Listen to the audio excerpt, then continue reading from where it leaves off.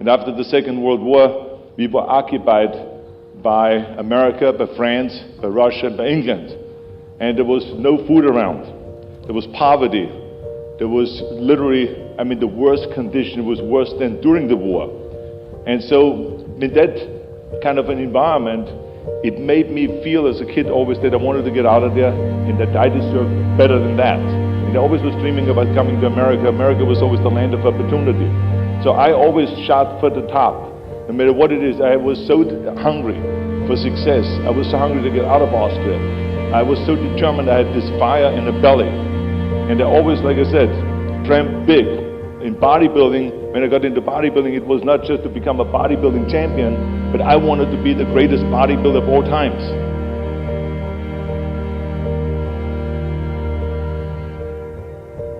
I always shoot for the top because I always feel like if you have a great vision and you think big, then you're also going to end up big. If you think little, by accident, no one ever has gotten big.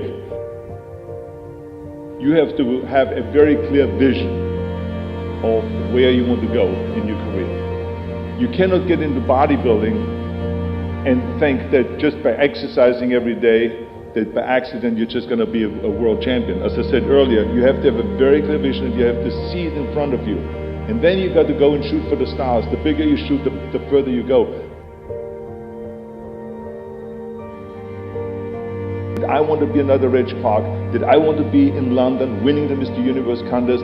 I saw myself with the trophy in the hand. I saw hundreds of bodybuilders around me looking up at me, idolizing me, and thousands of people up there cheering and standing ovation. That's what I saw. And exactly 5 years later, with 5-6 hours of training like a fanatic, I was standing on that stage in London and I won the Mr. Universe contest with the age of 20 as the youngest Mr. Universe ever. That teaches you right away a lesson, because the lesson was for me, you got to have a clear vision and then go after that vision. Why is that important? Because it brings joy to you. Every set that I did, every rep that I did, every 500 pounds I lifted, every 1,000 sit-ups that I did brought me joy, because it took me one step closer to turning that vision into reality.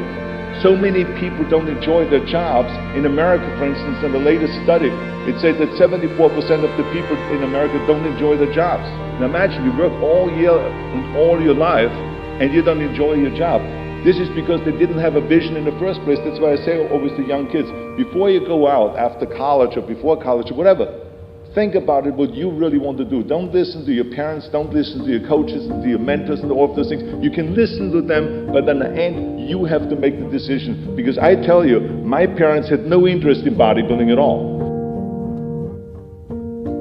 My mother and my father wanted me to have the regular Austrian life. They wanted me to follow my father's footsteps and become a police officer. They wanted me to marry a girl by the name of Heidi and have 5 kids. But that's not the life that I wanted. I wanted to go to America. I wanted to be a world champion in bodybuilding. I wanted to get into movies and be a movie star and all this. They didn't understand that, and they were totally against all of that. The bottom line is, if you keep focused and you can see your goal, then it never should be a big problem, because remember, everyone, no matter how successful you are, you will have failures. Don't ever fool yourself. I have had many failures. Movies that went in the toilet that didn't work well. In my bodybuilding, I lost competitions, and in my personal life, I've had failures. This is what happens. But what makes you a winner is that when you fail, you get up again and you dust yourself off and you keep going towards your goal.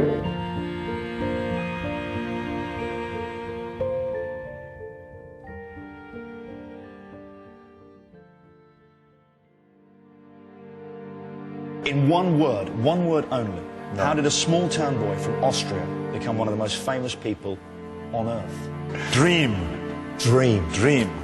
I was poor because I didn't have anything. I had no money, I had no things, we had no TV, we had no refrigerator, we had nothing as kids. But I was rich because I had a dream. I had a dream of becoming the greatest bodybuilder, and I had a dream to use bodybuilding as a means to get into films. But I had no idea that it would go as far as it did.